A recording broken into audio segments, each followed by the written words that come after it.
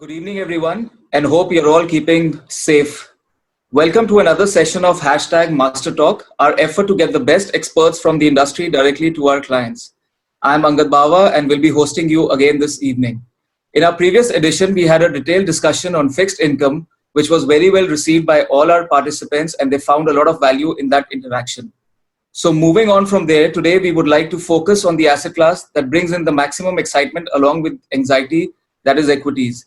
Needless to say, it has been a very eventful 2 months, and while the correction has been sharp and fast, it hasn't been influenced purely by domestic events. Hence, it was only logical for us to discuss the equity outlook in light of what is also happening globally and how that is likely to impact us going forward.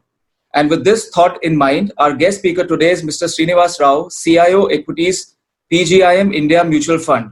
Srini has a total experience of over 24 years in the financial markets, from being an investment analyst at Securities Capital to equity research at Edelweiss Capital, as well as a senior analyst at Motilal Oswal Securities. He's got an exposure as wide and deep as possible. His last assignment was as senior fund manager equities at HDFC AMC. Before I hand over to Srini, I would also like to point out to all the participants to click on Q&A and write in your questions. We will try to have them answered during the course of this discussion. This feed also goes live on our Facebook page. So in case you or anyone you know of is having trouble joining this on Zoom, can follow it on Facebook. That's Master Trust on Facebook. With that, I would like to hand over to Srini. Yeah, thank you, Angad. Good evening to everyone. We are living in extraordinary times. I hope you're all safe and staying at home. So let me spend a few minutes about who we are. As Angad mentioned, we are PGIM India Mutual Fund. We are the 10th largest asset manager in the world. PGIM, globally it is known as an investment business. Our parent company is Prudential of US, which has nothing to do with Prudential of UK, which has other subsidiaries. So we are part of Prudential US, and we are the 10th largest asset manager in the world. So this entity became a 100% subsidiary of PGIM in August 2019, and earlier we were known as Pramerica Asset Manager in India. So what I will do is, as you can see from the topic, today's topic is, Indian equity markets and global perspective. So I have a presentation which is, let's say, broadly in 4 parts.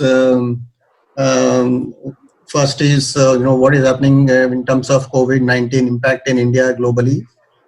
Second is update on Indian economy. Third is update on equity markets, and fourth is on how do we go about in managing equity funds.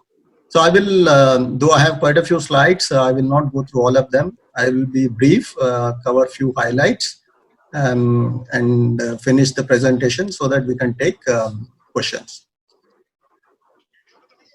So the first slide, what has started as a health issue in a city called Wuhan in China is now become a global health crisis and also global economic crisis.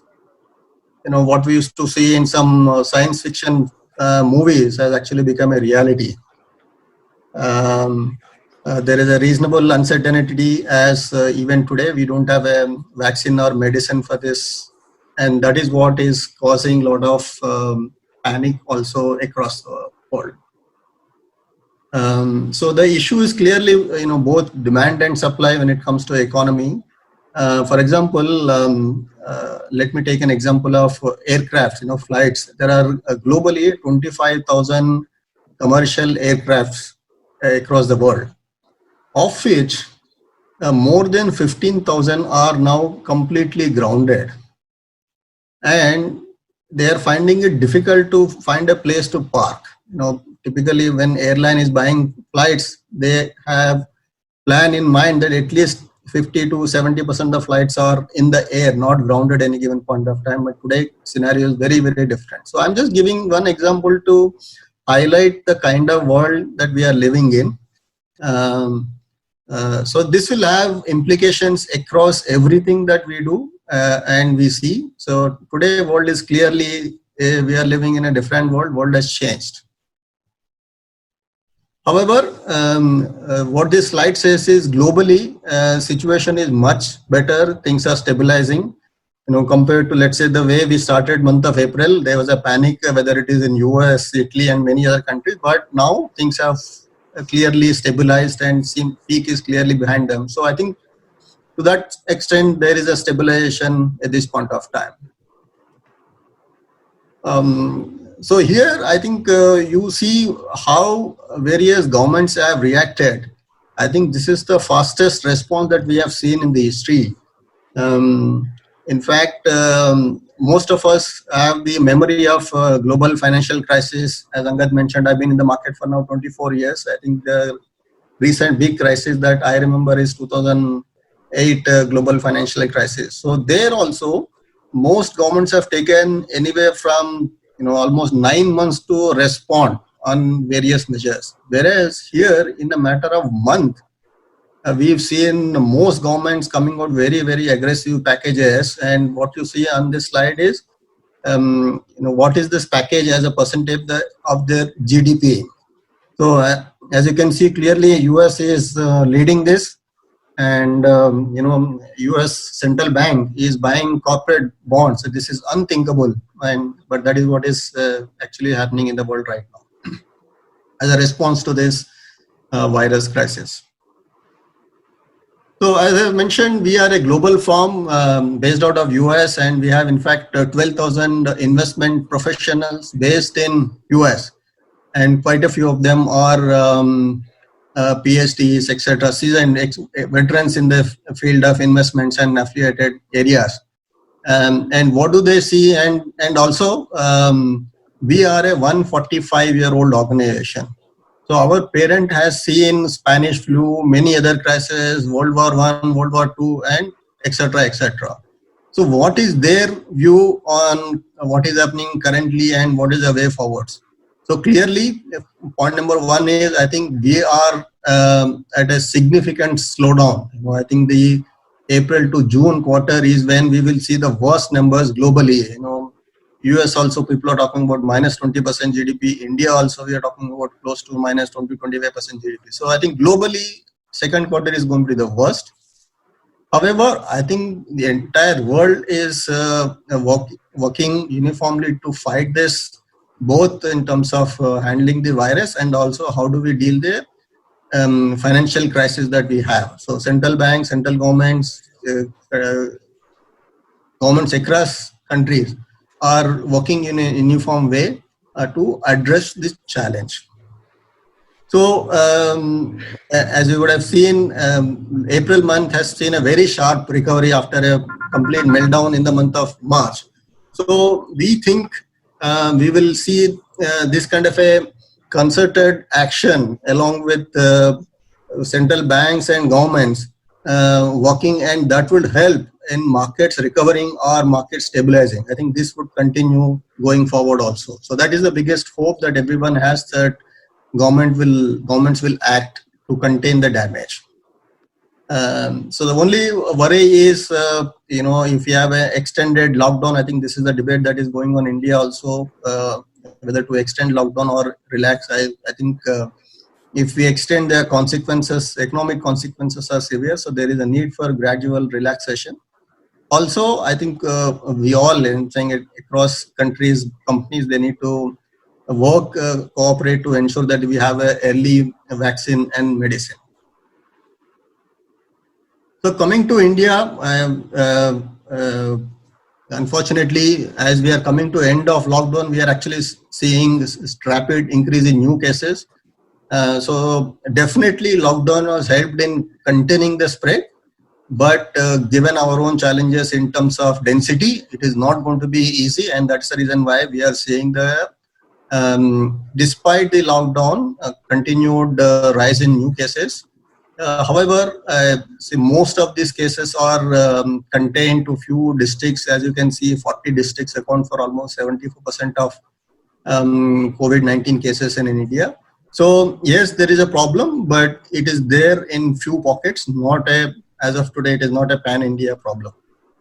But our health infrastructure is the biggest challenge, and that is reason why one need to be worried, and that is the reason why government has imposed lockdown, so that we are prepared. We get enough time. We as a government will get enough time to handle the crisis.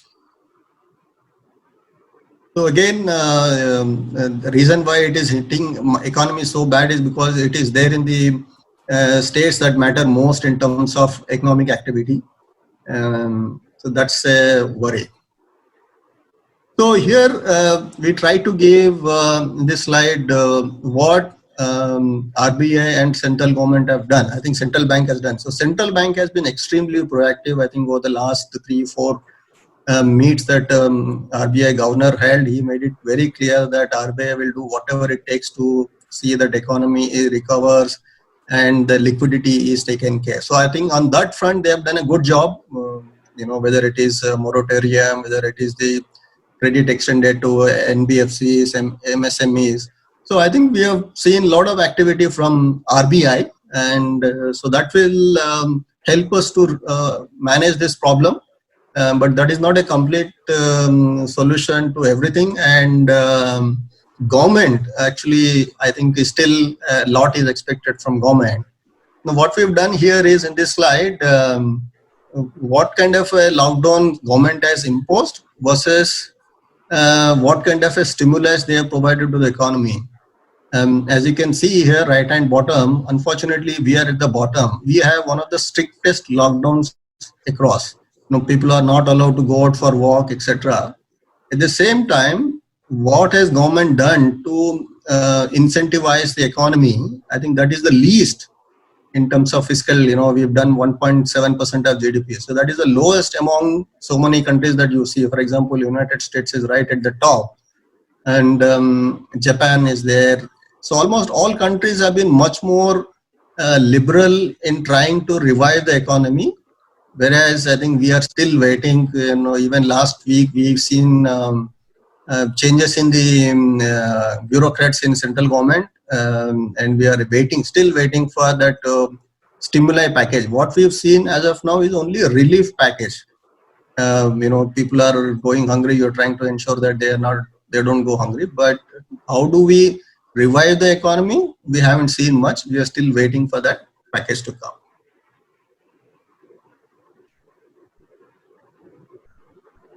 So now I come to the part of the economy is what will happen to the economy and companies. So here I've used the data from CRISIL. We have our own numbers, and many other research firms, they have their own numbers, but I'm using CRISIL because I think they have the most authentic data, as they rate almost 30,000-40,000 companies and also most independent. So this study is as of I think 30th April. They think that at the minimum we will see a GDP going down to 1.8% or 1.8% GDP growth. In a worst case, it can be much worse. So what is the impact of this on the companies? Here we are giving in this slide, we are talking about the revenue growth for companies. These are like India's, let's say, top 800 companies, excluding finance companies. So they think as things stands today, we will see about 8 to 10% decline in sales for the current financial year ending March 2021. So that is the minimum. And if things worsen, this can go to even 15% top line or revenue decline. So as you can see, historically, we've given data from 2010 to 21, 22. So from a 10-12% kind of a growth, now we are talking about a minus 10% decline in revenue. So you can clearly see that corporate India is adversely affected by what we are going through right now. So if this is what is happening to revenues or sales, what will happen to profits? So that is what this slide captures. So corporate India, again, the same set of companies, when they see about 8 to 10% growth decline in revenues, they will see almost 15 to 18% decline in profits. And in worst case, this can become almost 30%. as some newspapers carried, CII did one snapshot survey of CII's Confederation of Indian Industry did one snap survey wherein the top CEOs India are saying that expect anywhere from 30% to 35% kind of a decline in revenues for the year. So that is alarming. Also based on what we are going through right now in terms of first quarter. So as to highlight that the current financial year is going to be extremely weak for the entire corporate India. The only saving grace is agriculture. We think we will see fairly robust improvement in agriculture, and government is also doing many things to ensure that we would have enough agri output going forward. But this is not enough to contain the fall that we are talking about the economy. So then comes to the third part of my presentation on what is the impact on equity markets. So here I'm giving you how markets have behaved in the last 3 months in the local currency. As you can see, India is among the worst. We are down almost 21%. This is as on 30th April in local currency. And what has led to this? So I believe in short term, stock prices are driven by liquidity, that is number of buyers versus seller. In long term, stock prices are decided by the intrinsic value of those companies, which come from their ability to generate excess ROE, free cash flows, sustainability of business, etc., etc. But in the short term, what drives is clearly liquidity. So what you can see in this slide is, I have given data from, it's a 1st Jan 2020 to 29th April. And you would notice the sharp fall that market has seen is in the, let's say, 10th March to March end, 25th March. And that is when, as you can see from the blue line, we've seen a very, very aggressive selling by FIs. In fact, in the month of March, we've seen almost $8 billion worth selling from FIs. This is the highest that we have ever seen in the history of stock market, in Indian stock market. And when we've seen such aggressive selling, market has collapsed. So as in the last 4 or 5 weeks, whereas that selling has abated, we've seen a marginal buying, things getting a little better. At least the selling coming down itself has been a positive impact. We've also seen few days of buying. So I think one need to be clearly aware of this issue in terms of FI activity. I believe looking at the excess liquidity in the system, US alone is talking about spending or releasing $2 to $3 billion into the system. So it is only a matter of time before at least a small part of that money will come into markets like India, emerging markets like India. I think globally, India's stature is clearly going up. If you do a few things right, I think we will see increased flows. Even otherwise, I think flows would be decent. So I think among emerging markets, we will continue to attract recent flows, and this is one positive for us as a equity market. I think FI flows would be decent. One never know what will happen in a week's time, month's time, but I think directionally, I expect more FII money into Indian markets. So let me also touch upon the valuation angle. So this is one slide we keep using often. Here we are talking about entire India's market capitalization to GDP. So as you can see here, we are at right now at about 55-58%, and it is significantly below our historical average. In 2008, when markets were doing extremely well, this number was 103%. So we are today almost half of that level. So this gives a comfort that valuation-wise, we are not in an excessive zone. We are in a fairly reasonable zone when it comes to valuations on this parameter. However, I think within this also, this is the other question that people have.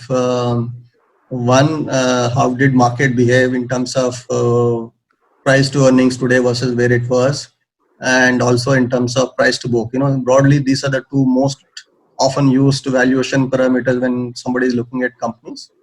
And then question about whether one should invest in large cap, mid cap, or small cap. So what it tries to tell you here is, I think we are, when it comes to large cap, we are actually lower than the 10-year average. Same is the case with mid and small cap also on all these parameters. But large caps are in a way, I think, offer more steady returns. But today, as you can see from the 10-year average versus current value, small caps are already trading at a significant discount to the 10-year average. So there is value across, all the market cap spectrum right now. Another thing that is happening in the market is, as can be witnessed from the recent crash also, this is what we have done. We have done this exercise for BSE 100 companies. These are the, let's say, top 100 companies in India. Companies that have good return on equity, companies that have lower debt versus companies that have lower return on equity and higher debt equities. As you can see, companies which have good ROE have done better even in this fall. And companies that have less debt have done much better than companies that have high debt. So we will call them quality stocks. I think these quality stocks have performed better in the last 1-2 years when markets were going up. But when market fell, they performed, even there also they performed better than the overall average. So we believe right now we are going through a temporary pause to the India story, but I think the structural factors are very much intact. The demand, I believe, in most cases got postponed. It has not disappeared. And that's the reason why we continue to believe in India growth story. So I will just put 2 slides here why we think so. I think one is this is a globally accepted benchmark or parameter. Most economists say that when a country's GDP per capita reaches 2000, that is the inflection point, and from there we will see growth accelerating. We are at that point right now. I think so. In addition to whatever one can see in terms of empirical evidence, this points to the bullishness that one has about market. This is again another thing that people keep using. Our dependency ratio is much lower. I think this is again fairly positive thing for markets. And so I think I'm not spending too much time on the structural economic story. I'm sure many of you keep hearing this story, and if you have any specific questions on this, I can take them anyway in Q&A. But I thought I'll need to highlight that the fundamental structural India growth story remains intact. Yes, there is a challenge in the current quarter, maybe current year, but that doesn't take away the fundamental story. So on the liquidity part, we touched about the FI money, and the second part why we think one is in a fairly reasonable wicket is this chart. Here we are talking about this shift that is happening in terms of savings moving from physical assets to financial assets. You can clearly see it with you or your friends, relatives across, versus 10-15 years back. Today, more people are comfortable about having their savings in financial assets than physical assets. In the past, most people used to look at gold, real estate as the most important primary ways to save. But I think that trend has clearly changed, and looking at what is happening in real estate, I think this will get accelerated. However, as you can see from this slide, I've given you the data in terms of even today. I'm saying 2018, the latest data is available for that year. Financial savings still account for only 29% of our total savings. In developed world, this is close to 60, 70, 80%. In global average is above 50%. So there is a long way to go. We are moving in that direction, but there is a long way to go. And the right side I'm giving, as you can see, there is a clear increase in the participation of retail investors. This is the number of folios in a mutual fund. So I think we will see more money coming into financial savings, whether it is mutual fund, whether it is equities, whether it is some other asset class in the financials. I think that trend also would ensure that we will see reasonable flows.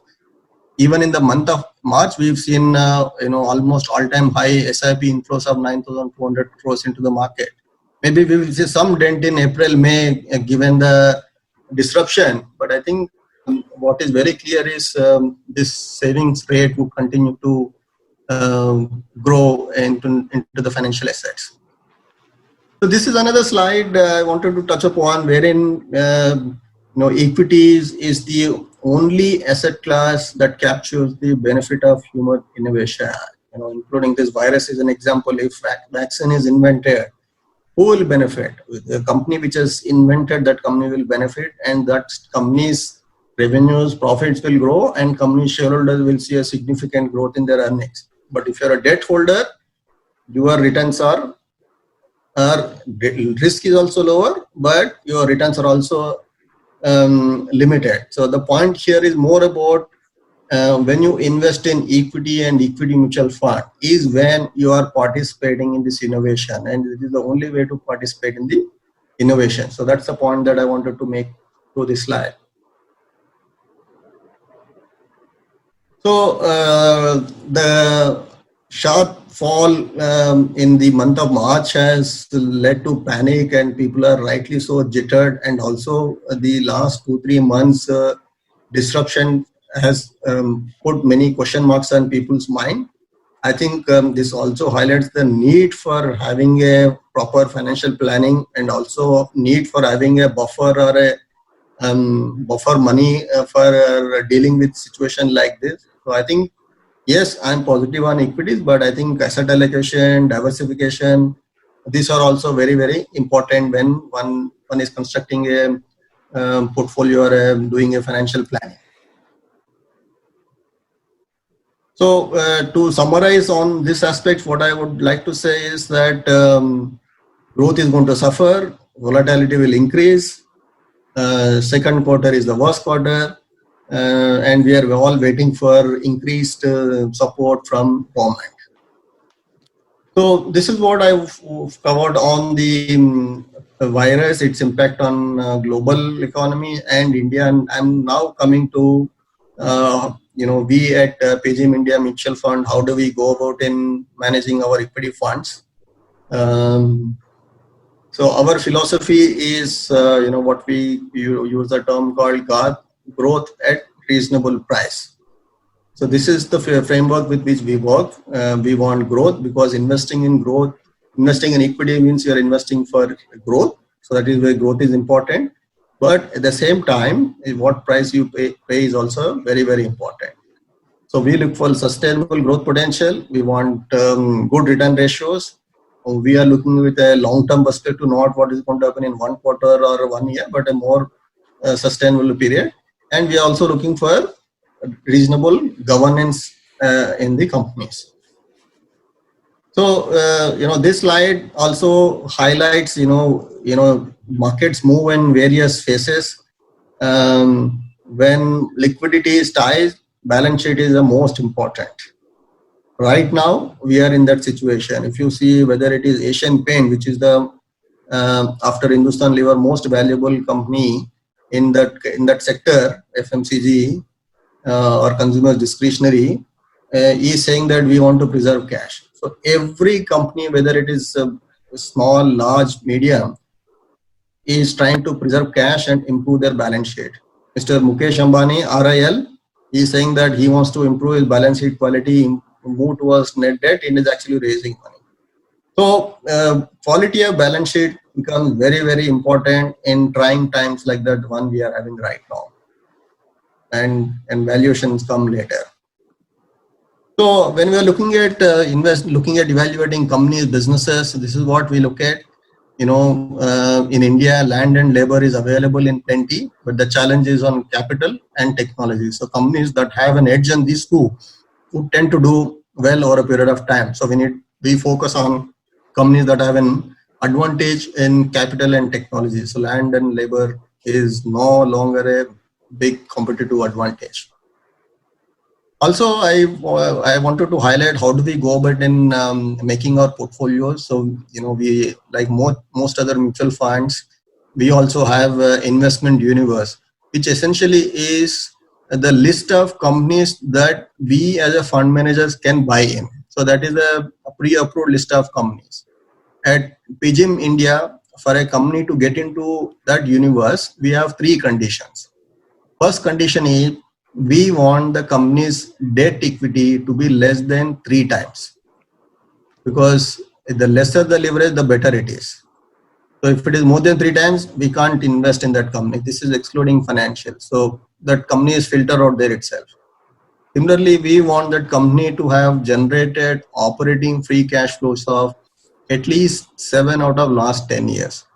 So here 2 points that we are making. One, we are not looking at companies 1 quarter numbers or 1 year performance to invest, but we are looking at companies 10-year performance. And second important thing is, we are not just looking at profit, declared profit. What is more important, what kind of cash flow they are generating.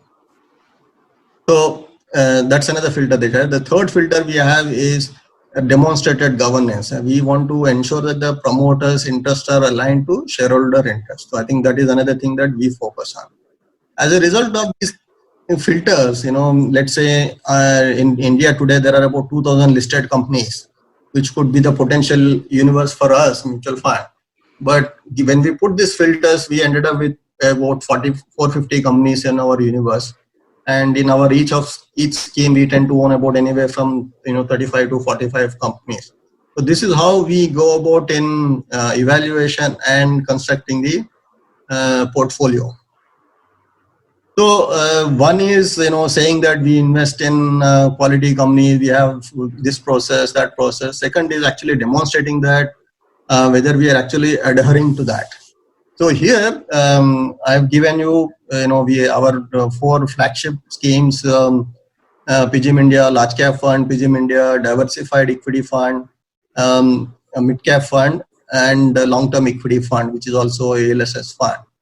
So here we are saying that what you can see in this slide is the line in the orange is the respective benchmark return on equity. And the blue line is ROE, return on equity of our funds. As you can see, in all cases, the portfolio that we have has a better return on equity than their benchmark. So this is over a period of time. So it's not just 1 month or 1 quarter. I'm saying over a period of time, we have been maintaining this. And here, again, I'm comparing the portfolio, our schemes debt equity versus the benchmark. Here again, in most cases, you would see that companies that we have invested, their debt equity is lower than the benchmark debt equity. So the filter that I mentioned, what we do actually you can see getting reflected in the portfolios that we manage. So this is another interesting thing that we keep talking. We are a relatively new mutual fund, small mutual funds. When an advisor or an investor looking at PGIM India, they rightly ask, why should we invest in PGIM India? Why one more mutual fund? And here we try to capture, one reason why people invest in, let's say, even within large cap, they don't want to invest in one large cap fund. They want to invest in 3, 4, 5 large cap fund. But you may be buying in 4, 5 different large cap, but are you actually achieving your goal of diversity? So that is where, when you look at our funds versus the top 5 in the industry, the overlapping is very, very low. In fact, in mid cap opportunity, it is just 35%. So the point that I'm making is, when you are buying PGIM India funds, you also are getting genuine diversification. Yeah. So that's what I wanted to highlight about, how do we go about in managing our funds. And let me also mention the risk. I think if you have this extended lockdown. It is definitely not good. Similarly, there are worries about relapse of this virus. That is also not a good sign. And third, I think what we saw would lead to some structural change in people's behavior. We need to see how this would go about. There's one very interesting statement made by the largest bank in the world. He is also very, very well regarded.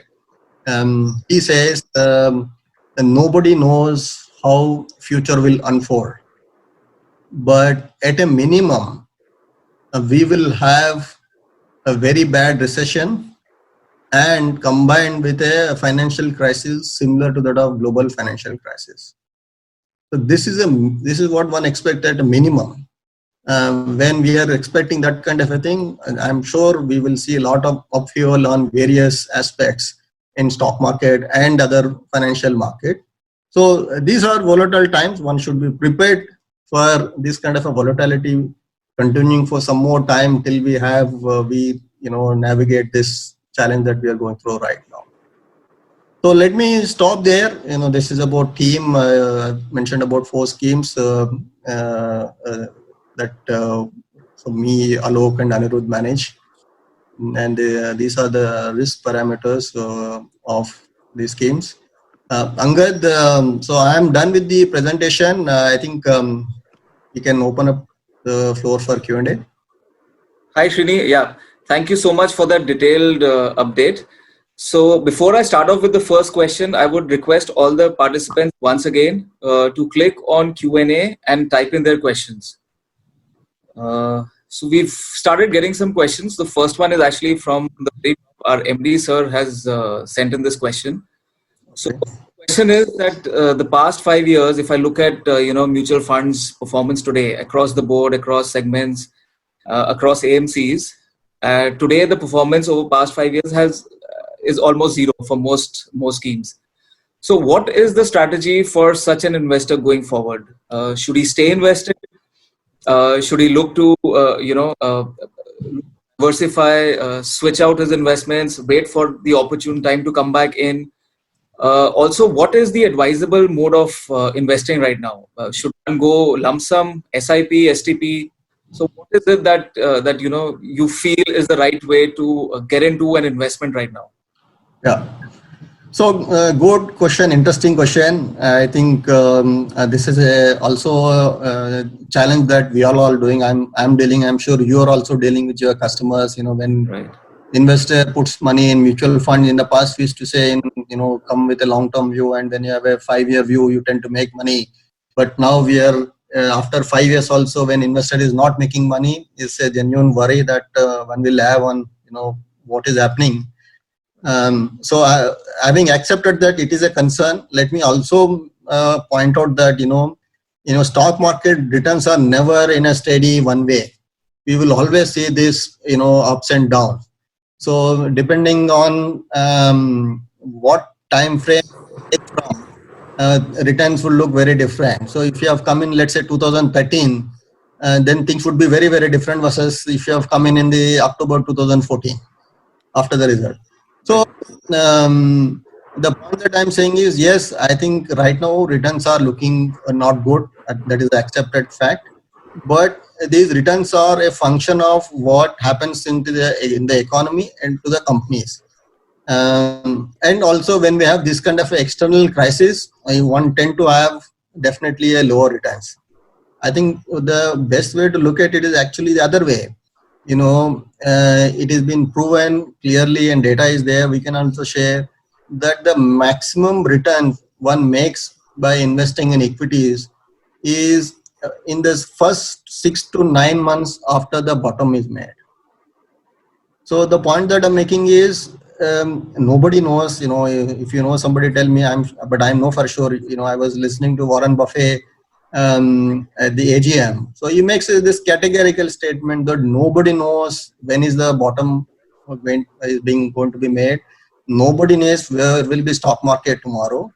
But as and when that bottom is made, and from there, next 6 to 9 months is when you make maximum money. So, and this is proven. So I think which makes it very, very clear that if somebody is invested, he should stay invested. at this point of time. And about putting additional money, I would say I think in the last 4 weeks we've seen a very sharp rally in market. Whereas the economy continues to deteriorate, virus cases continue to rise. There could be some correction, which is most likely. So one should use that correction to enter. But even then, I would say one should invest in a staggered manner over next 3 months. Okay, right. Also, if I were to, so suddenly there's a lot of interest in pharma funds also, because that's one segment that's performed really strongly. And also what we are also feeling is that another sector like FMCG is likely to with some basic demand, because they should not be so impacted as much as some of the other sectors lockdown. What is your view on specific sectoral funds? Any sector that you particularly like, that you have a liking for, or that you are recommending to your clients? So, Angad, there are two different questions in this. One is more, what is my view on specific sector? What do I like? The answer is clearly, I have few sectors that I like. I like pharma, I like chemicals, and I like utilities. These are the 3 sectors that I like most. And I remain underweight on financials. I think there is a lot more pain to come in the market, so one should remain underweight on financials. So that's what I don't like. So coming to the second part about that, sectoral funds, I think sectoral funds are very, very tricky. So in sectoral funds, timing is very important. Otherwise, what happens typically is people would come in the maximum money. I spend a lot of time at HDFC Mutual Fund managing HDFC Infrastructure Fund. So money comes in at the bad time. The worst time money will come. That is the time actually not to invest, but people tend to invest. And when is the best time to invest is when everything is down, bad, when headlines are bleak, is the best time to invest. But that time nobody wants to invest. And that is where I think, advisors can take that call of timing. Otherwise, I think for a common investor, investing in sectoral fund is avoidable, because he will not be able to entry, exit, in sectoral fund. That is important. So pharma is clearly looking very good, but also you mentioned about FMCG. I don't like that FMCG sector. See, as a fund manager, my job is to look for companies that will do well in terms of business. But equally important is the price that I'm paying in our valuation. So Hindustan Lever is a great company. Nestle is a great company, no doubt. But at today's valuations, I think the risk reward is clearly not in your favor. They may not fall 30-40%, but we are investing in equities to make money. So when somebody is buying at 70 PE, 80 PE, I think the risk reward is clearly not in one's favor, and that is my discomfort with FMCG companies today, given their valuations. Right. So I have another interesting question here linked to your previous explanation. So here's an investor who's saying that traditionally the subsequent 6 to 9 months are the ones where you make maximum money, from a correction or a crash. Yeah. The question is, how do I know these are those 6 months or 9 months? So not just that you are one participant. Nobody in the world knows. Right. But how is it? So how much do you see there is pain left based on certain empirical studies that you would have access to, a lot of tools that you would be accessing, some forecasts that would be in place, some signs from your international partners and offices. So how much more do you think is there before we can see some sort of stability? See, market doesn't like uncertainty. That's the rule number one. Right. Markets just don't like uncertainty, and right now we have a lot of uncertainty, and a lot of that uncertainty will go only when there is a vaccine is in place or we have a medicine in place. I think that is one very important parameter. Right. Second thing is, so this uncertainty on what will happen in this year itself. Even today, Marico was there, Asian Paint was there yesterday. So if you ask them, all of them are talking, this quarter seems to be a washout, but we don't know what will happen to the full year. So I mentioned CRISIL, I have not mentioned Goldman Sachs, Morgan Stanley or Kotak, because at least I thought CRISIL will have some idea, but even there, the range is very, very wide. So if there is a downward path, market is worried. So at least there has to be visibility that, this quarter is bad, next quarter it is okay. Market doesn't care. The moment I see that things would get improved from next quarter, next month onwards, we will see market stabilizing. Market is not going to wait for everything to happen. So market needs some signals and certainty. So I think my best guess would be, I think we will see that in the next 3 to 6 months. Right. Any specific companies that you're looking at in the Nifty 50 or 100 ecosystem that Angad, we finally invest in companies. We don't invest in index. So I am looking at specific companies. Right. I'm not at the liberty of discussing stocks. You can see my portfolios. You can see what we've added, what we deleted. I can give some sense. As I mentioned, we have reduced exposure to consumer discretionary companies that have debt, and increased exposure to pharma companies, chemical companies, or utilities. Because utilities again are trading at a super low valuations. And I think the other important parameter to look, I think I'm using it and I think it is an excellent tool, is the dividend yield. So today, there are quite a few utility companies available at 4, 5, 6% dividend yield. I think that's a great value. As long as you know that next 1-2 years that company will be there. And if you are making 4-5% yield, I think you are bound to make lots of money in such companies, because today investing in liquid funds you are making 5.5%. Here is a company that is giving you 5% dividend yield, plus you have the entire equity upside with you. Right. So I remember you had mentioned that you tend to focus on quality. So can you just elaborate on how do you identify quality in your holding, in your stocks? So quality is essentially, one can look at, if you ask me, give me one parameter for identifying quality, I would say return on equity. What is return on equity? Is basically what kind of return you generate on the money that you put in the business. Your cost is anywhere from 8 to 12%, but if you are generating 18-20% return on that business, on your capital, it's a very high quality business for me. So if it is one parameter, it is ROE, but if you want to have many parameters, there are quite a few, like free cash flows, return on capital employed, not just a return on equity, etc., etc. Right. So also, can you please elaborate on, I don't think we've touched upon large, mid and small caps as fund categories. Yeah. So elaborate on those categories, also your view on each, because I'm getting a lot of questions which are asking about that. Yeah, sure. See, my first preference would be diversified equity funds. That's because I'm saying, you all do your due diligence in terms of which fund to invest, which fund manager to invest. And beyond that, I think in a diversified equity fund, I as a fund manager have that leeway and independence to take that call of increasing exposure to mid cap or large cap. I think so. So I think that is where I prefer my first choice is diversified equity funds. And coming to the specific question on which is better, see, there is nothing called nothing is cast in stone that this is the best. At different periods of time, different categories are better.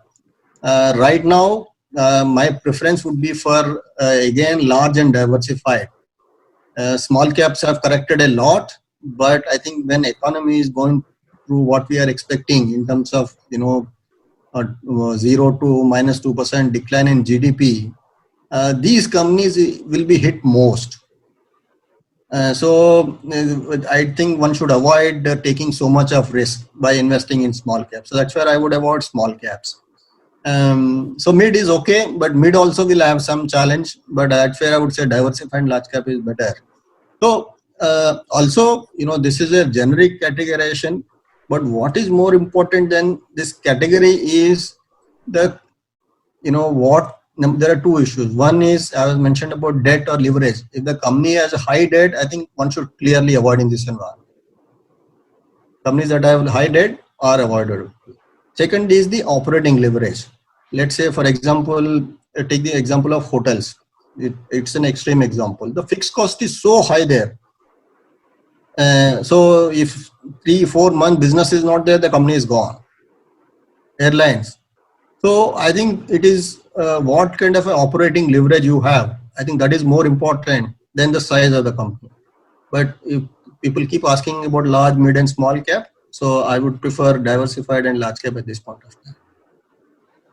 So I'm also getting a lot of participants who are wanting some insights into the auto sector as well as NBFCs. NBFCs were once the darling of all AMCs, but now poised with their own set of challenges.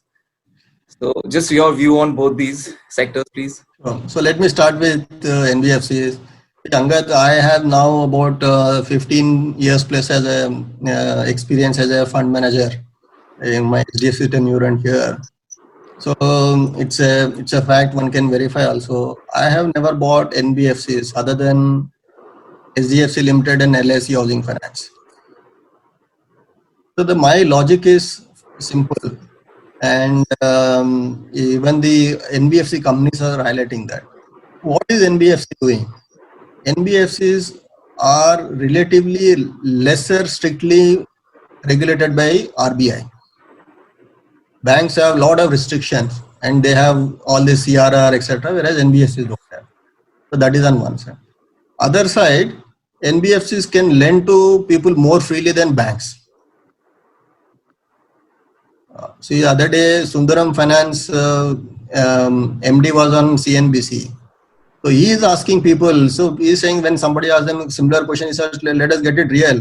If a customer can borrow from SBI and HDFC, he will not come to me. My customer is somebody who can't get money from HDFC and SBI. The point that he is making is that his customer profile or NBFC's customer, not just Sundaram Finance, is much better than others. So customer profile is relatively weak and NBFCs are dependent on funding on a different category, and in today's environment nobody wants to lend money to NBFCs. They now finally approach RBI asking them to give money or provide leeway. So NBFCs will have a twin challenge. Their raw material is finance, that is difficult to get, and their customer is a weak customer. If economy is not doing well, weak customer will suffer more. So they will have challenges also. Your raw material is not coming, customer who has to pay you his EMI is not paying.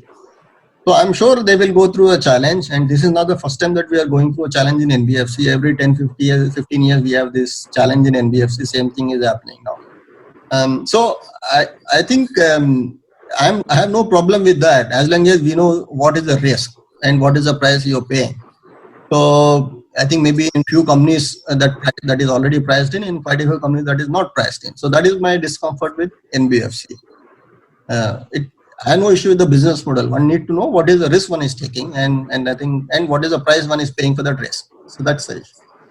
Coming to auto also I am not a fan or a bullish on auto sector per se. Yes, Maruti reported 0 sales in April. So compared to April, we will definitely see May being much better. So things will get better. Same is the case with two-wheelers and other categories. I think commercial vehicles will recover last, maybe September, October. Maybe the entire year is gone for them. So my preference within the auto sector is cars. But the player that is listed and is the leader, today's valuation do not reflect the kind of pain that one is expecting. So if you see the stock price and valuations is where I have an issue. I don't have an issue with the capability of the company or the medium term prospects of the company, but I have my issue on the valuation. Right. So there is another question. It says global cooperation seems disintegrating. What is the fallout in financial markets, linkages, FI money flow, and hence economic growth? Is there a risk of lowering of rating, the sovereign rating basically is what is being spoken about? I think there are multiple questions. For the question about sovereign rating being lowered, I think it's a very real possibility of that happening. But I am not so much worried about it because I don't think many people look at it seriously now. I think it used to matter a lot in the past, but I don't think it matters so much now. As you can see, the fiscal deficit, we are talking about touching 6%, 7%, whereas in US we are talking about 20%. In so many other countries also it being 10, 15, 18%. So I think we are much better than many other countries on the balance sheet aspect and fiscal deficit. So to that extent, the rating agents may do what they want to do. People understand the fundamental strengths of India, and I don't think it will have a big impact. It will have one to few short-term impact, but I don't think rating agency per se will have an impact. Second question is, global.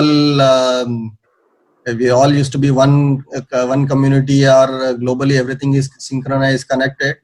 I think that connection will remain, and actually it will play to our advantage the way I see it. I'm saying it's not that we will entirely benefit or we will see the maximum benefit. What one is witnessing very, very clearly is, as Mr. Trump keeps saying this, China virus. It's a fact that even today China has not given any evidence data to tell what exactly happened. Right. This has led to a lot of anger among many countries. It's a fact, right? It started in China, and today the entire world is come to a standstill. Right. There is no explanation, acknowledgement that this is the reason. So we are nobody. We are very small. We can't do much. But I'm saying the many developed countries, MNCs are aware of this issue and the way it has been handled. And there is a kind of an anti-China sentiment. I'm not saying it will continue forever, but we can clearly see a few Indian companies benefiting from that. India's approach has been exactly opposite. People wanted medicine, we gave medicine. People are acknowledging, appreciating what India is doing. So I think it's an advantage for us. This Reliance Industries Facebook deal. Let's not about land, but I'm saying in this kind of an environment where everything is locked down, somebody is committing the kind of money that is committed, and somebody is not anybody, but is among the top 5 companies in the world, clearly highlights the kind of positive outlook one has towards India. So I think there are disruptions, there are challenges, there is protectionism. It's not that everybody wants to make everything in their own country, but that is not possible. So to that extent, I think we will actually be beneficiary of what is happening globally. We need to play our cards well. I think we are doing a reasonably okay job. So I don't worry too much about that in terms of global protectionism and etc. Right. Thank you so much. And just to add on to that point, I think that is actually true, because Japan has already ordered or asked all its companies to do a cost assessment on how much it's going to cost them to move out of China. So maybe we will see some benefit of that coming to India. Yeah. So it's a slightly. I've done a lot of work on this thing. Yeah. So, in India, there are, as of today, there are about 350 Japanese companies. Right. In and around Shanghai alone, there are 6,000 Japanese companies. Only around Shanghai. Wow. So there is a SEZ in near Chennai called Sri City, which is a 10,000 acre SEZ. So last 5-6 years, they are focusing only on these Japanese companies. They have right now about 50 companies. Right. We need this kind of a focused effort. I think there is a long way to go. Right. So Srini, with that, I'll just bring up our final question for the evening. So you spoke about asset allocation, and I think what we as advisors have also started looking at very seriously as asset allocation is also some exposure to global markets, either directly through stocks or through funds. AMCs like yourself have some funds. So which market right now looks the most attractive to you? To take a position, and how should one go about it? Should it be a lump sum again, or should it be staggered? And secondly, what's your view on gold if someone is considering gold today? Yeah, Angad, last question was a googly here. See, gold, I don't understand. Since you mentioned asset allocation, that's why I'm asking you this question. True. I agree with you. My honest confession is I don't know about gold. Right. But as a currency player, I think one need to diversify. Gold offers good proxy to that. But right. The first part is very important. Thanks for asking this question. So we at PGIM India, we offer two funds, but one fund is what most people like. It's called Global Equity Opportunity Fund. So that fund has done very well in terms of performance. Even in the fall, they've done very well. In the last 1, 2, 3 years, Morningstar, it is a 5-star rated fund. And even in India, many people have actually liked it, and we've seen fairly good inflows into that fund. It's called Global Equity Opportunity Fund. So I think this is one of the best things that one can do when you are looking for international exposure. Because you ask me which country looks better. I don't think anybody has an answer to that easily. And somebody has maybe $10 billion, he can spend more time and I decide which country to invest. And finally, you don't invest in company, you invest in company. Again, then you have to do the due diligence of which company to invest. Whereas this fund is doing that. They are saying that we are a growth investor and our university is world. So this fund, for example, right now has 50% invested in US companies, 25% is in Asia, another 25% in Europe. So whichever company is doing well, they want to be there. So this consumer discretionary healthcare is one of the large investment for them, because innovation is happening in US, latest state of the not in India. So this company will invest across. So I think that's a great offering. So coming back to your point on this diversification, I think it definitely makes sense to have outside India exposure, especially given the way the rupee keeps depreciating. So at least to counter that, one need to have outside India exposure. But I think one should be doing it in a gradual manner and take a limited exposure. So one should not, let's say, put 25-30% outside, because you don't know what all the variables are there. So I think 5 to 15% is what I would recommend. So this Global Equity Opportunity Fund, is doing two things in one shot. One, you are investing money in rupees. We will convert that into dollars on the same day and invest in this fund. So you are getting dollar exposure. And tomorrow, whenever you want to, you redeem, we will sell that in dollars, convert that into rupees and give you rupees. So you're getting dollar exposure, and B, you are getting to invest in the global best companies. I mean, today, if you see the top 10 holdings are Amazon, Netflix, Ferrari, these are among the top 5, top 10 holdings are there. So you sitting here, you are able to invest in global leaders. So I think it's an interesting strategy to have, but markets everywhere are volatile, and when you are investing in global, you are also taking the currency risk. To that extent, one need to be cautious. Right. Thank you so much, Srini, for that insightful session. And I'm sure you've answered most of our participants' questions, and they would be able to take better and smarter investment decisions post this discussion. For all the participants, in case any questions remain unanswered, you have any feedback or suggestions for us, you can reach out to your point of contact within the company, or you can visit our website at www.mastertrust.co.in. This video will also be posted on our YouTube channel. So in case you want to revisit it or you want to share it with someone to whom it could add value. With that, we would conclude this edition of our webcast. Thank you all for tuning in, and see you soon with another #Master Talk. Goodbye. Thank you, Anga. Thank you so much. And thank you to all the participants for their questions. Stay safe. Wish you all the best. Thank you so much. Thanks. Bye-bye.